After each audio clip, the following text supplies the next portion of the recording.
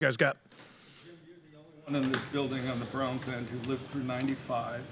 You then went on to Baltimore in '96. So how do you feel about the Ravens celebrating their anniversary with you in town, the Browns? Is that right? I'm the only person. Wow. Um, you know what? Let me defer those comments for another time because that's not going to matter to anybody on the field. It's not going to matter to our team or their team. Um, you know, people celebrate different things and different timing and everything else. But we'll keep the focus on the field and the players that are actually going to be playing, not ghosts from 30 years ago. So how do you duplicate what you did against the Bengals this week? I don't know. I thought we left a lot of plays. Like we certainly weren't happy with the first drive of the game. Um, we keep track of like not only you know different stats in the game, but whether you won a snap or lost a snap, a lot of different things go into it. But over those 14 snaps, we only won like 2 of the first 14. After that, we played really, really well, but it doesn't erase that first drive. So we need to get off to a faster start. And I think that's probably the big thing. It did give a glimpse of what we can be, particularly the third and fourth quarter, but really started, I guess, the last drive of the first half. I mean, they had 20 some seconds left, a couple timeouts. See a lot of times around the league now because of these kicks, people get in field goal position. I thought we came out to play there, and it carried over to the second half. But the carryover from last week, I mean, like I said, different players, different schemes, everything there. For us to play well, we're going to have to limit their run game. They're the best run team in the NFL, and that's Derrick Henry, but also Lamar Jackson with the scrambles and design quarterback runs, which everybody sees a lot of. We're going to have to do a good job on his scrambles, like I say. We're going to have to tackle some of their playmakers, particularly Zay Flowers. They get him the ball a lot of different ways. If we do those things, regardless of what happened last week, if we do those things, we'll set ourselves up for success on Sunday. Jim, how has Lamar, where has Lamar's biggest improvements come as since he's come into the league? Yeah, I mean, he's been at the top of his game for a few years now. I think everybody, does some things a little bit better as they get older and things like that. But I think most of the improvements he had came early in his career, and now he's just, playing consistently. I mean, doesn't turn the ball over very much. Uses his legs when he has to.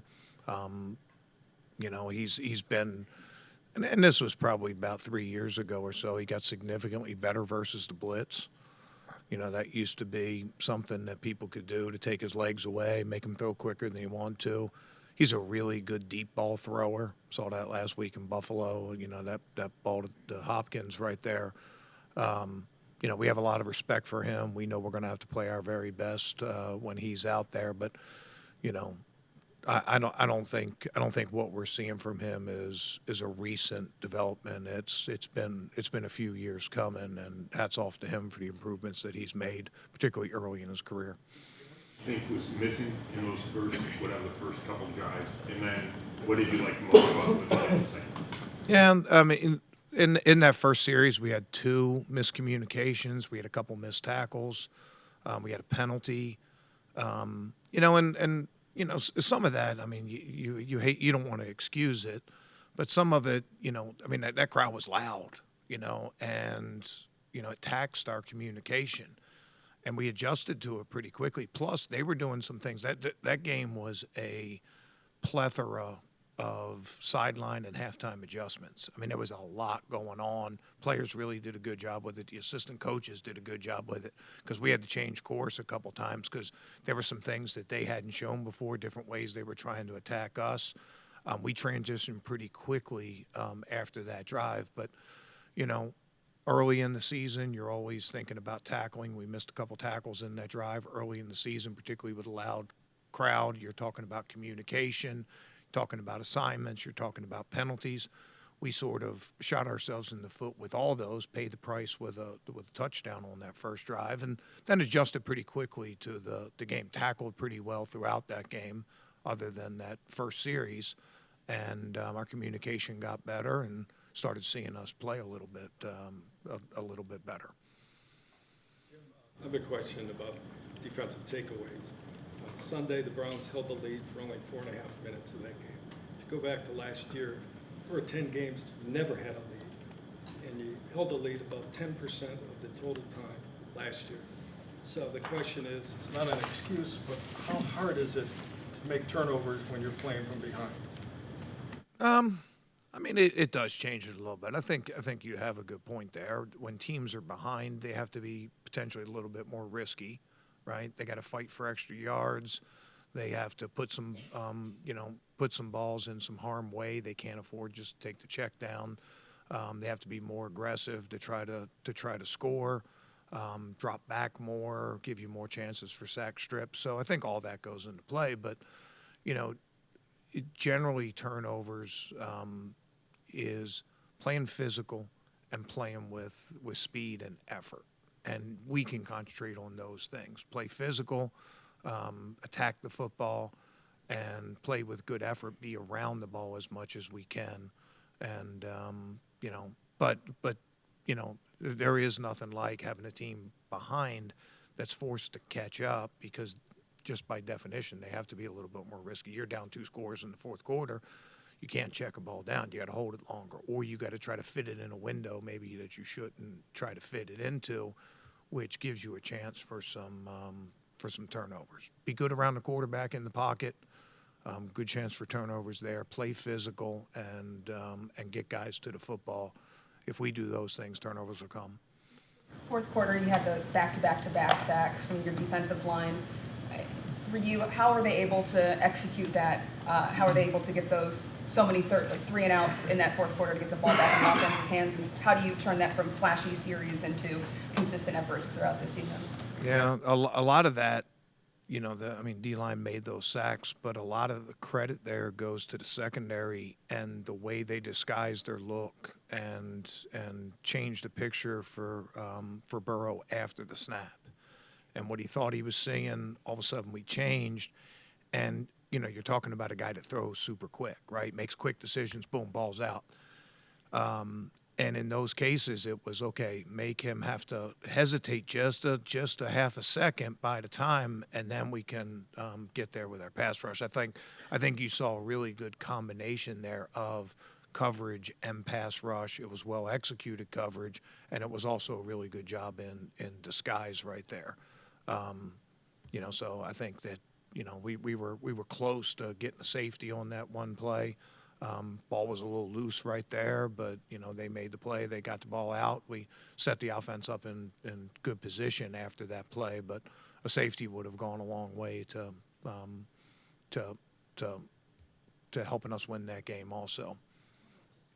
Myles Garrett, just the game that he had, mostly the second half, and the way that he was able to sort of take over and dominate. Yeah, and like I said, there was a lot of adjustments that were going on in that game. There was a lot of change plan. They were playing him a little bit different in the first half, and we changed course pretty quickly to free him up. And that goes hand in hand. He has to. We have to execute the scheme. We have to have a plan for it. But then he also needs to, win in wherever he's assigned to win. So it wasn't just the pass rush. We've talked about this. It's tackles for losses. A lot of penetration, a lot of tackles for losses. And I'll go blue in my face when I say, okay, you sack a quarterback on 1st and 10 and it's 2nd and 15, or you get a 5-yard tackle for a loss. One of them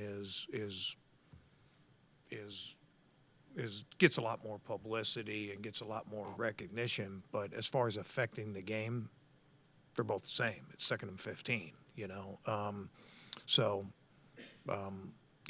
he was able to turn it on. We had to adjust with some of the stuff that they were doing, but we did a good job transitioning that stuff, and he did a good job winning some of those rushes. If we can get him one-on-one, there's a good chance that we're going to win.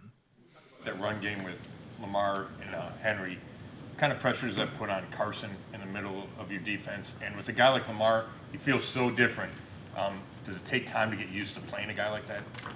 I mean, there is definitely a speed element that you have a hard time replicating on the practice field. So there's that, and some of the extended plays.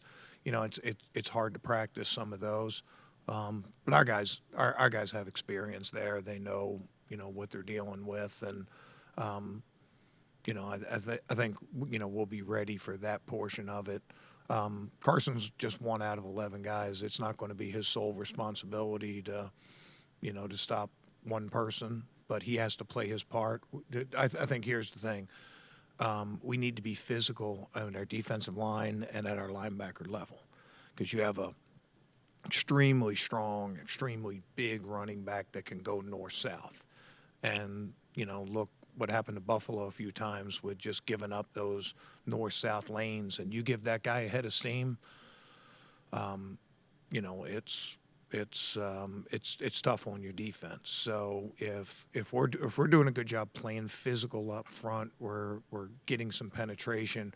We're not giving him those downhill where he gets his fifth foot in the ground, doesn't have to change course. That'll go a long way to stopping the run game. Carson has a big part of that, but so do everybody. And like, everybody's got to be able to tackle. We got to get people to the ball. Our corners have to do a good job tackling off the edge.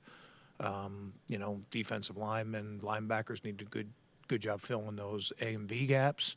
It's going to take a team effort. To follow up on that, does a running quarterback put greater responsibility on the middle linebacker? I mean, it puts greater responsibility on everybody, because you add another element to the run game, that doesn't need a blocker. You know what I mean?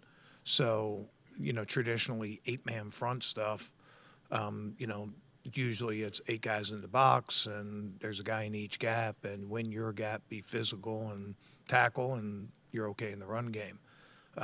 When you start adding the quarterback in, you add another gap, right? So, you need to tie in your secondary a little bit more. You need to double duty some people. They gotta be able to scrape some gaps and things like that. It just adds another layer to it. And it's not on. I mean, Baltimore's really good at it, and Lamar Jackson's really good at it. But you see it pretty consistently through the league now.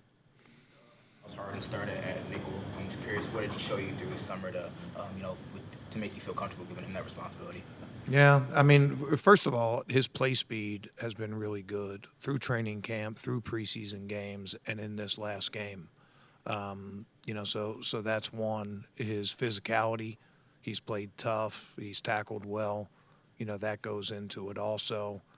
Just been very, very competitive, and he's been assignment sound. He dealt with some injuries last year that sort of set him back from making the progress that we wanted to see from him. But, I thought he had a very consistent camp. I think he showed some of the things that we value in that physical toughness and that effort. I thought he did a good job holding it down. The one pass he gave up to Higgins over the middle, our pass rush wasn't very good there, and we opened a big gap for the quarterback to have vision to see, and he's right there. I mean, Higgins sort of basketballed him on that one, and Burrow made a perfect ball placement. I like to think that if we had a little more inside presence in the pass rush on that one, he wouldn't have found that window or wouldn't have been able to make as accurate a throw.